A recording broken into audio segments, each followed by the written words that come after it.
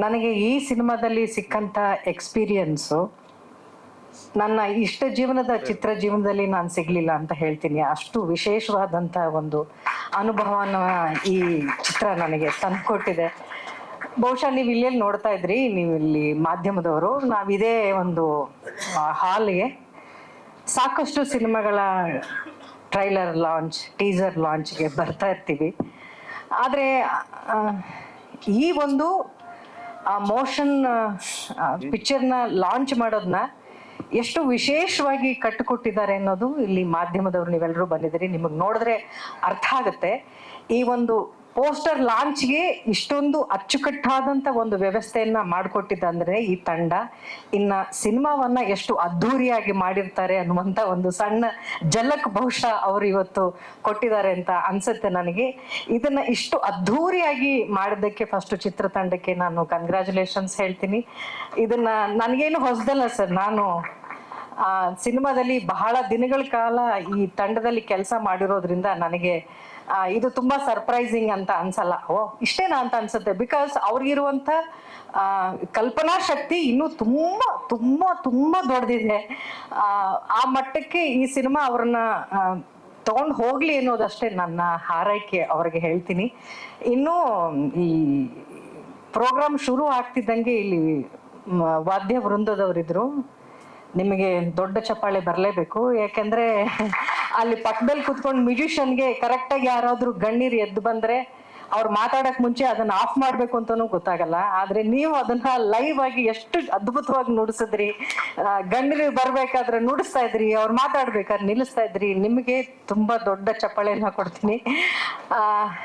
ಜೊತೆಗೆ ನಾವು ಮಂಗಳೂರು ಕಡೆ ಅಥವಾ ಯಾವುದೇ ಒಂದು ಕಾರ್ಯಕ್ರಮ, ಸಾಂಸ್ಕೃತಿಕ ಕಾರ್ಯಕ್ರಮ ಅಂತಂದ್ರೆ ಅಲ್ಲಿ ಹುಲಿಗಳನ್ನ ಡ್ಯಾನ್ಸ್ಗಳು ನೋಡಿ ನಮ್ಗೆ ಅಭ್ಯಾಸ ಇತ್ತು.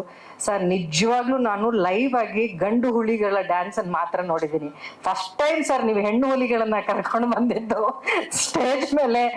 ಆ ತಂಡ ಅಂತೂ ಎಕ್ಸ್ಟ್ರೀಮ್ಲಿ ಸೂಪರ್ಬ್ ಆಗಿ ಮಾಡಿದ್ರು.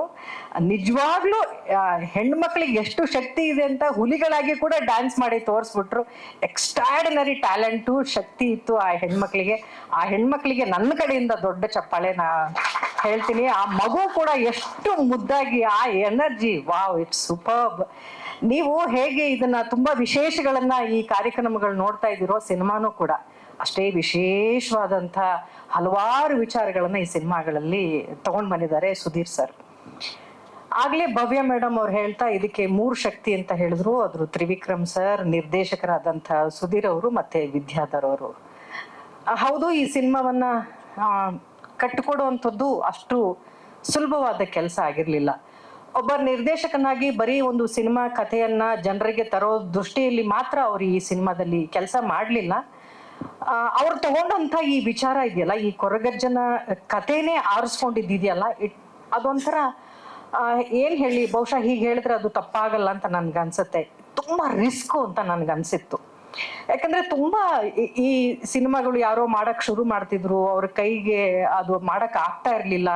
ಸಾಕಷ್ಟು ಕಾಂಟ್ರವರ್ಸಿಗಳು ಈ ಸಿನಿಮಾ ಬಗ್ಗೆ, ಮಾಡ್ಬೇಕಾ ಮಾಡಬಾರ್ದಾ, ಹಲವಾರು ಸಂಸ್ಕೃತಿಗಳು ಹೀಗೆ ತೋರಿಸ್ಬೋದಾ, ಈ ರೀತಿ ಇರುವಂತಹ ವಿಚಾರವನ್ನ ಯಾರು ಸಾಮಾನ್ಯವಾಗಿ ಕೈಗೆ ಎತ್ಕೊಳ್ಳಲ್ಲ. ಆ ಥರದ್ದು ಒಂದು ಪ್ರಾಜೆಕ್ಟನ್ನ, ಬಹುಶಃ ಆ ಥರದ ಒಂದು ಪ್ರಾಜೆಕ್ಟನ್ನ ಕೈಗೆತ್ಕೊಂಡು ಶೂಟಿಂಗಲ್ಲೂ ಕೂಡ ಅಷ್ಟೇನು ಸುಲಭವಾಗಿ ಶೂಟಿಂಗ್ ನಡೆದಿಲ್ಲ ಈ ಸಿನಿಮಾ. ನಾನು ಸುದೀರ್ಘವಾದಂಥ ಸಮಯ ಇವರ ತಂಡದೊಟ್ಟಿಗೆ ನಾನು ಕಾಲ ಕಳೆದಿದ್ದೀನಿ. ಅಲ್ಲಿ ಬಂದಂಥ ಅಡಚಣೆಗಳು ಎಲ್ಲವೂ ಸರಿಯಾಗಿದೆ. ಪ್ರೊಡ್ಯೂಸರ್ ದುಡ್ಡು ಕೊಟ್ಟಿದ್ರು, ಡೈರೆಕ್ಟ್ರು ಕರೆಕ್ಟಾಗಿ ಇದೊಂದು ಇವೆಂಟ್ನ ಇಷ್ಟು ಚೆನ್ನಾಗಿ ಮಾಡಿದ್ದಾರೆ ಅಂದರೆ ಒಂದು ಶೂಟಿಂಗ್ನ ಚೆನ್ನಾಗಿ ಮಾಡಲ್ವ ಅವರು. ಅವೆಲ್ಲವೂ ಕೂಡ ಮಾಡಿದ್ರು ಕೂಡ ಅಲ್ಲಿ ಏನೋ ಒಂದು ತೊಂದರೆ ಆಗ್ತಾ ಇತ್ತು. ಮತ್ತೇನೋ ಆ ಶೂಟಿಂಗ್ನ ಮತ್ತೆ ಆರಾಮ್ಸೆ ಶೂಟಿಂಗ್ ಮುಗಿಸ್ಕೊಂಡು ಬರ್ತಾ ಇದ್ವಿ.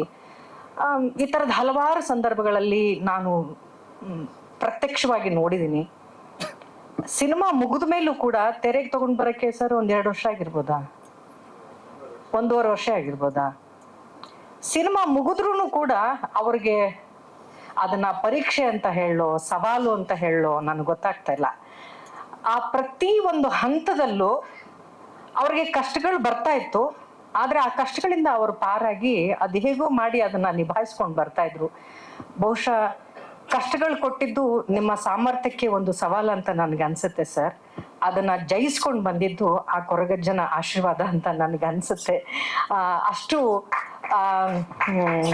ವಿಶೇಷವಾದಂತ ಕ್ಷಣಗಳಿಗೆ ನಾನು ಈ ಸಿನಿಮಾದಲ್ಲಿ ಸಾಕ್ಷಿಯಾಗಿದ್ದೀನಿ. ಆಮೇಲೆ ನಾವೆಲ್ಲರೂ ಸಿನಿಮಾದಲ್ಲಿ ನೋಡಿರುವ ಹಾಗೆ ಈ ಪ್ರಾಂತ್ಯದ ಗುಳಿಗ, ಕೊರಗಜ್ಜ, ಹಲವಾರು ದೇವರುಗಳು ಬರೋದನ್ನ ಎಲ್ಲರೂ ನೋಡಿದ್ದಾರೆ. ಆದ್ರೆ ನಾನು ಇದನ್ನ ಸ್ವಲ್ಪ ಈ ಸಿನಿಮಾ ಶೈಲಿಯಲ್ಲಿ ಹೇಳಬೇಕು ಅಂತಂದ್ರೆ, ಸುಧೀರ್ ಅಥವರಿದಾರಲ್ಲ, ಅವ್ರ ಮೈ ಮೇಲೆ ಪಂಜುರ್ಲಿ ತಾಯಿ ಬಂದಿದ್ಲು, ಬೈರಕ್ಕೆ ಬಂದಿದ್ಲು. ಅಲ್ಲಿ ಸಿನಿಮಾದಲ್ಲಿರುವ ಎಷ್ಟು ಪಾತ್ರಗಳಿದೆಯೋ ಅಷ್ಟು ಪಾತ್ರಗಳು ಅವ್ರ ಮೈ ಮೇಲೆ ಬಂದೋಗಿತ್ತು ಸರ್. ಯಾಕಂದ್ರೆ ಪ್ರತಿ ಸರಿ ನಾವು ಆಕ್ಟರ್ಸ್ಗಳು ಆಕ್ಟ್ ಮಾಡ್ಬೇಕಾದ್ರೆ ಪ್ರತಿ ಒಂದು ಪಾತ್ರವನ್ನ ಆಕ್ಟ್ ಮಾಡಿ ತೋರಿಸಿದಂತ ಅತ್ಯಂತ ವಿಶೇಷವಾದ ನಿರ್ದೇಶಕರ ಸಾಲಲ್ಲಿ ನೀವೊಬ್ರು ನಿಲ್ತೀರಿ.